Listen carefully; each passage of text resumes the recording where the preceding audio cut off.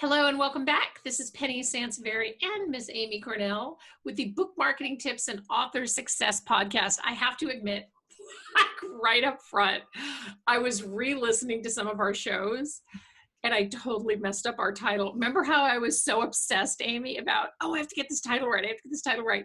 And in one of the shows, I said, this is the Author Success and Book Marketing Tips Podcast. I'm such an idiot. Oh, well, that would have been a good title too, though.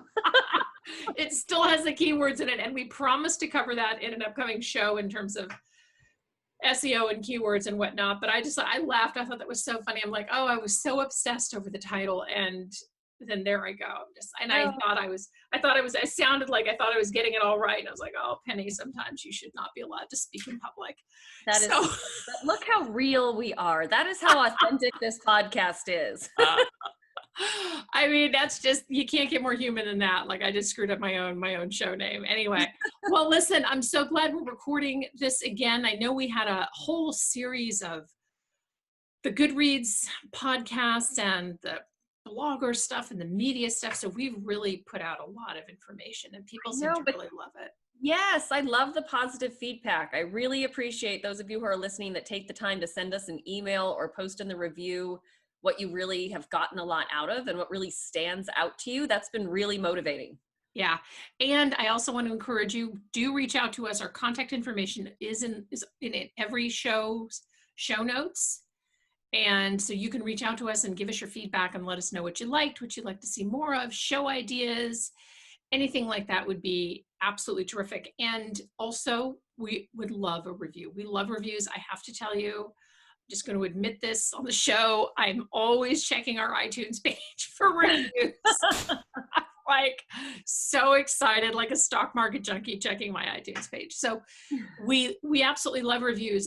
But today we thought we would talk about, so this is kind of an interesting topic because it comes up a lot and it's often, I think, misunderstood, and that is timing of your book launch. Because a lot of authors really think that they need to start months in advance. And in some cases, that's maybe true up to a point.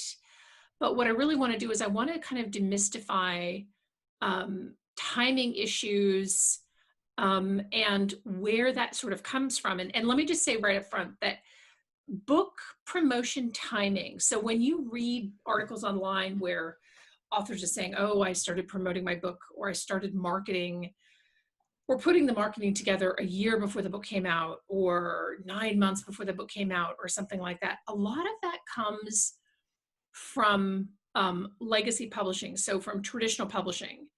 And traditional publishers, they usually, like if they're going to acquire a book, that book typically doesn't publish for 18 months once they acquire it, because it gives them a lot of time to get everything that they need done for the book. And part of that process is also the bookstores.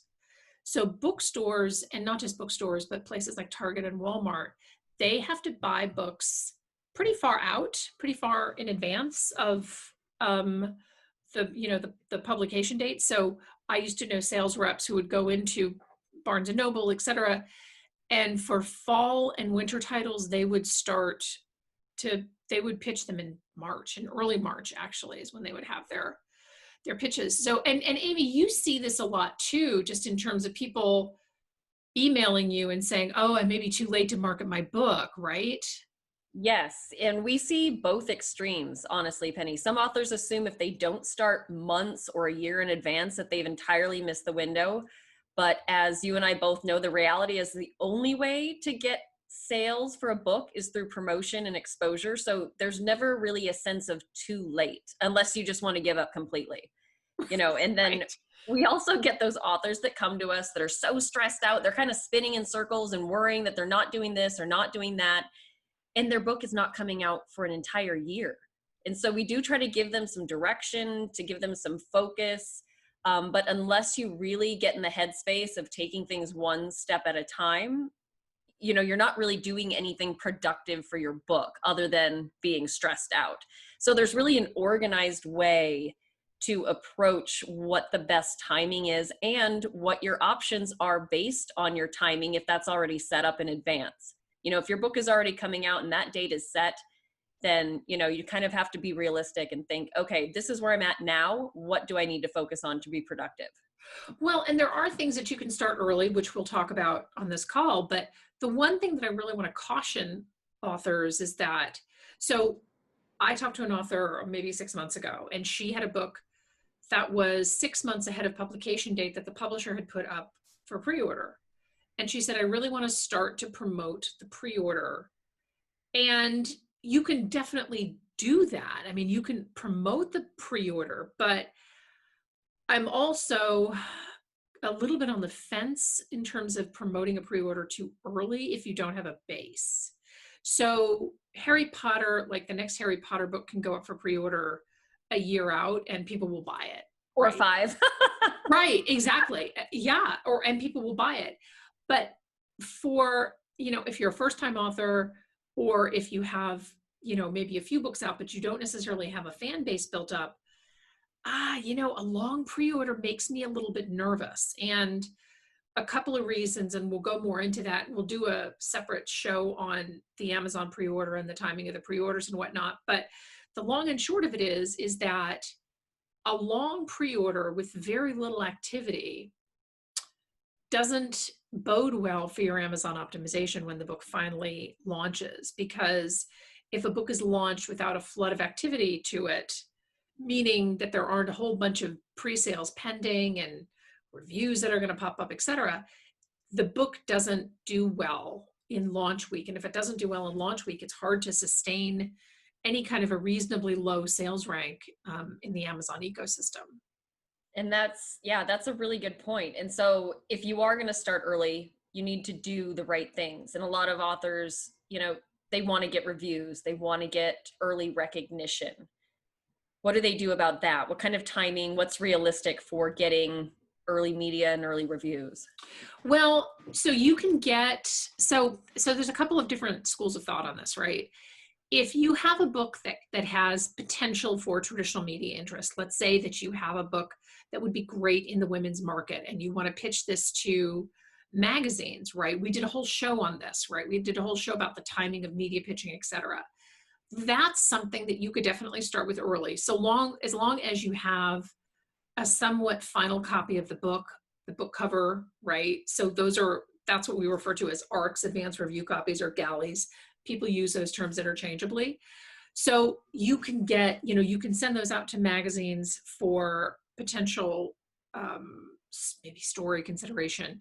Many of the women's magazines don't necessarily do reviews, so that gets a little bit iffy. I mean, I know O Magazine does reviews, but much like the New York Times, it's, you're competing with the big trade publishers. So early reviews is often also confused with early endorsements and getting endorsements for your book, which I think is great if you want to go after some voices that are going to take you a while to get to. So celebrities, people like that you may want to get for, get a blurb on your book or maybe get an early endorsement. But keep in mind that if you're pitching for early reviews, you need to make sure that whoever you are pitching, so let's say that you decided, I want to go after 5 endorsements and 5 really, really high profile bloggers.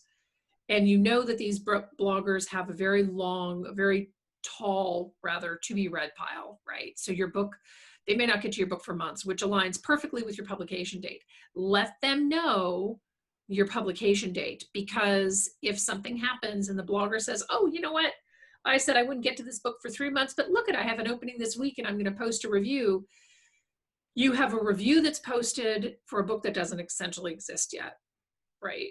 So, you have to be really sort of careful about that. A few years ago, well, more than a few years ago, I think, Amy, this was before your time with us, not before your time. I say that sometimes and I'm like, wow, that sounds really weird. We had an author who just got really, really excited about his book and decided to send it to O Magazine. O Magazine did put the book as part of a story, but the problem was the book wasn't even out yet.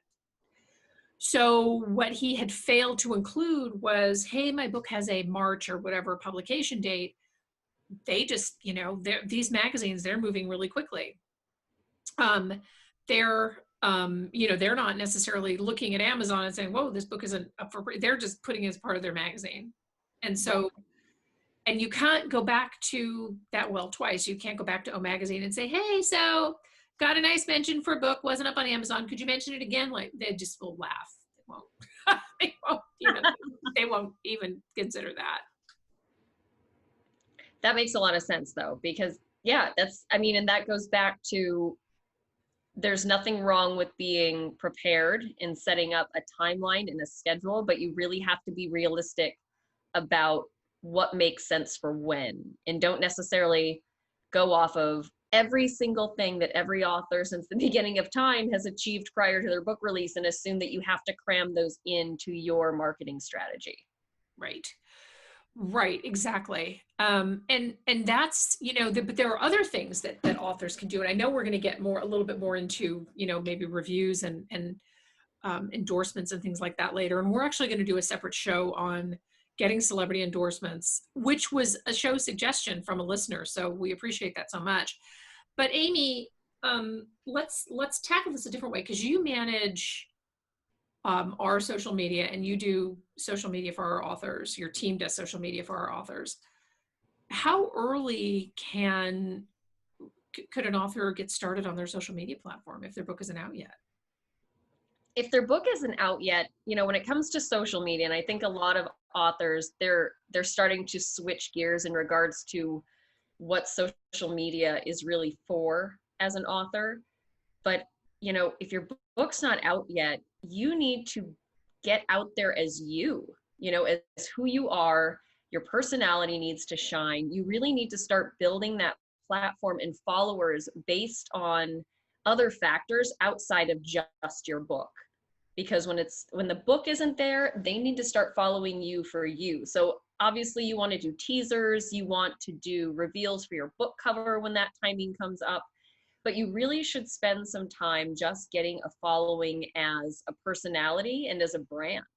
And that's really important. I think that's a window that a lot of authors still kind of miss, an opportunity, I should say, that a lot of authors still miss, especially if you're spinning your wheels. That's a great way to focus your energy. If your book isn't out yet and it's going to be a while and you want to do something positive, you want to support your release, give some attention to social media and start creating that brand on social media for you as a person beyond just the book, because then those people are already built in and following you when it is time to start doing some real book promotion and getting it out there in front of people. You have an audience that's ready to listen versus starting from scratch with nothing and just going, I have a book today, start following me. It's pretty abrupt. Right, exactly. Because the other piece of it too is that when social media, for most people, and this is myself included, we didn't walk into social media saying, I know exactly what I'm going to talk about. I know exactly what I'm going to say. A lot of it is trial and error. So what better way to kind of get that piece of it out of the way than to start early, right? Make your mistakes before the book is out and get a sense of, test the market space and see what people are interested in and what gets them more engagement. Right. And build that email list. Start early, because there's nothing more stressful, honestly, than having a lot to say and having no one on your email list to tell it to. Yeah. It's really unfortunate, but you can do a lot early to build that media list with sneak previews, samples of early chapters, things like that. There's a lot you can do prior to the book being officially out there as a product that can help you build that newsletter list. Sign up for my newsletter, get a free preview of what's to come this fall. What a great way to use one marketing strategy and having it help you in multiple places. It's getting you followers on social, it's building your email list, it's getting everything primed for the official release. Right, exactly. And the other piece of it too is, and which is I think is important to mention here, there's nothing wrong with starting a newsletter and wondering if anybody is going to show up to the party. So newsletters, I mean, newsletters take a while to build, right? There are services out there that will help you add subscribers to your newsletter list. Some of them are great, some of them are not so great. I think that is the case sort of with everything. You know, you have good, you have bad, but the actual effort of building your newsletter should start early because of the time that it takes to do it and to do it correctly, right? Exactly. um, you know, and to get people used to you emailing them, whether it's once a month or twice a month or whatever.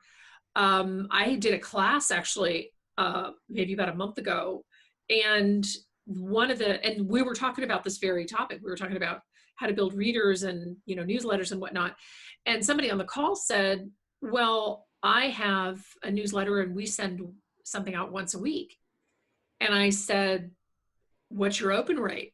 And she said, well, the open rate somewhere around, I don't know, 5%. It was fairly low. She said, but it used to be much higher. And I said, well, I think people say, no offense, but I would, you know, it's kind of along the lines of what can you say in 40 words as opposed to 400, because we're all crunched for time, right? So I encouraged her. I said, you know, less is more. Send it, but you're also going to want to test that with your audience, because newsletters once a week may work in some markets, right? Sure. Yeah. If you have a special series going on or something like that, that they can actually use something from you every week, if it's actually useful content, not you just kind of spewing all of your knowledge Right, over and over again. right. So to kind of bring us back, so the social media, you could definitely start early. There are sources, there are, you know, like Forward Magazine, which I love. There are sources that do pre-publication reviews. Most of them, again, like Forward Magazine, like Publishers Weekly, most of them really just need a 3-month window. So, you know, changing your book's entire um, timing based on their availability to do a review also doesn't make a lot of sense either, because not every single review on your book needs to hit the week that it's launched. Right. That's a really good point. And there's a lot has changed with that, with more online retail, I would assume, you know, because fewer people are holding physical books in their hands, like deciding if they're going to purchase it or not. So getting that really important review or endorsement done in time to make it on the cover is really not the same as it used to be, right? No, and that's a really, no, that's a very, very good point. I'm glad that you brought that up, because I love I mean, who doesn't love a good endorsement, right? We all love endorsements, but sometimes they take a little bit longer. So I used to do, like a million years ago, I used to do celebrity endorsements. And um, they take much longer than you anticipate. And the problem is that, so I would do celebrity endorsements. I would send them the book, which at the time was, you know, this is 20 years ago. So we were FedExing the book. I know I sound like I should be calling for Pa in Little House on the Prairie or something. Like, as opposed to sending it in digital, we would send that, you know, we'd print out the book, we would FedEx the book to them, and we would wait, right? And then we would call them and say, you know, did you get the book? No, we lost the book. Can you send us again? So we'd FedEx them another book. And the reason that we FedExed it was so they would pay attention, because you have to sign for FedEx generally. And this process would go on for months. And I would have sometimes endorsements that, you know, a year after the book was out, felt like, oh, so here's your endorsement. Okay, thanks. At that time, because what you addressed, you know, is you're very correct in that. At that time, it made a bigger difference, because, you know, the availability of retail and getting it on the book cover, you really wanted it on the book cover. But keep in mind that now your endorsements are going to show up on your Amazon page, and your Amazon page is a quote unquote living, breathing thing. You can update that all the time, or as often as you need to. And we talk about this, Amy, a lot too, when we're talking through authors through, you know, fixing up their Amazon book pages.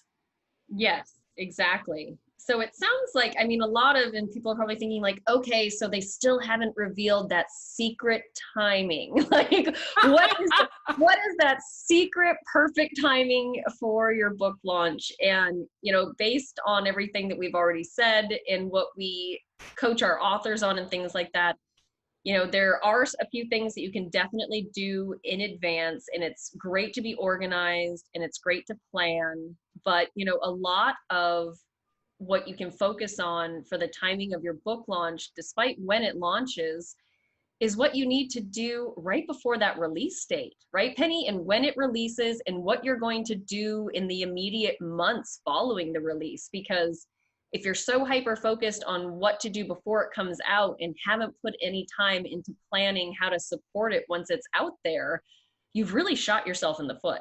Yeah. Yeah, no, that's very, very true. And the other piece of it too, so planning is definitely important. Putting too much out too soon, too far ahead of the launch could really hamper your book, as we talked about. But the planning in, the month or months leading up to it, making sure that you have, everything together. And then obviously after the book launches. But the other thing is too, that I want to mention, because as part of the timing conversation, and I apologize, Amy, I realize I'm sending you off in all kinds of different directions. I usually, just to kind of give you like a behind the scenes, I send Amy my notes of, here are the talking points of the call, and then I never adhere to those notes. So so whatever you're hearing on the show, she is an amazing champ to keep up with me, because I'm like, oh, let's talk about this. I know it's not in the notes, but let's talk about it anyway. So I'm like, I don't know. We do the notes just so we don't go off on tangents, because we've known each other for a while. So we tend to go down different rabbit holes of conversation. But the other thing that I want to mention too is that, you also don't want to necessarily hold your book. So I have conversations with authors and they say, what's a really good time to release a book? Right? What's a good time to release a book?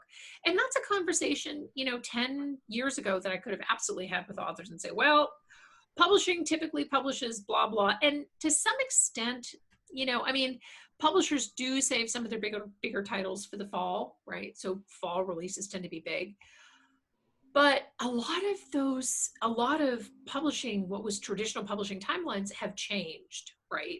So I wouldn't necessarily hold your book just because, well, if fall's a busy time, I don't necessarily want to release my book in the fall, because I released, my How to Sell Books by the Truckload 2020 edition last year in the fall, and it did really well. Like, it wasn't hampered by all of the books coming out in the fall at all.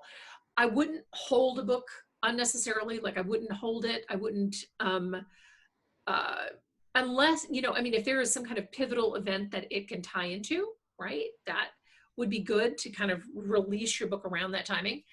But be mindful of the fact that, let's say you are releasing a book in Breast Cancer Awareness Month, or you're releasing it around some other big recognized month, right? Releasing it in that month or on a particular date is okay, but releasing it ahead of that is actually even better. So a lot of folks get stuck on the fact that, well, here is this really pivotal, like, let's say, for example, Halloween, right? I'm going to release my book on Halloween. You know what? Why didn't you release it a little bit ahead of Halloween? Just because if you want to, once Halloween is over, it's over, right? And Amy, I know you love Halloween. I'm sorry. Yeah, I do. But I mean, but people start to talk about how, like, once, like, it's like Christmas, right? Like, once Christmas is over, it's over, right? We're done. So waiting until the actual day to release something is a mistake, because that's why I would definitely release it ahead of time. And I do have this conversation with authors a lot around specific holiday release dates. That's a really good point too, Penny, because when you think about, it's easy to get worked up in the exact right timing based on all these other factors that have kind of hung over publishing's heads for, decades and things like that.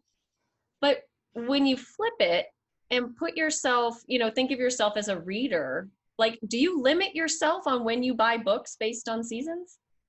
Yeah, not typically. You know what I mean? It's like, it's not like people out there that are your ideal reader market are sitting around going like, well, I don't buy books in June, so I hope nobody tries to sell me a book in June. That would right.